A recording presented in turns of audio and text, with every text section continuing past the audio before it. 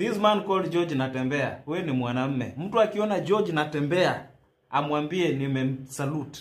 Yaani George Natembeya risasi zinapigwa na watu wanakimbia, wewe hata ushtuki. Amesimama tu hivi, hata ajali. Imebidi bodyguard aruke juu ya gari, juu alikuwa amesimama juu ya gari. Imebidi bodyguard aruke juu ya gari, amrudishe kwa kale kashimo kana kuanga pale juu. Na lazima jamaa hata ashtuki.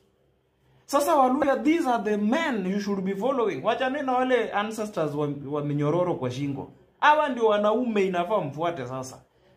Real men. Huyu sasa ndiye alitairiwa na panga.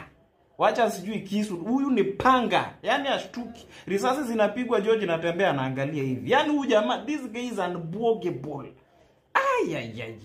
George Natembeya, I salute you my friend. Wale wa ancestors wa minyororo na wale wengine sijui bure na bure kabisa. Waluya msipofuata Natembeya, shauri yenu. Shauri yenu.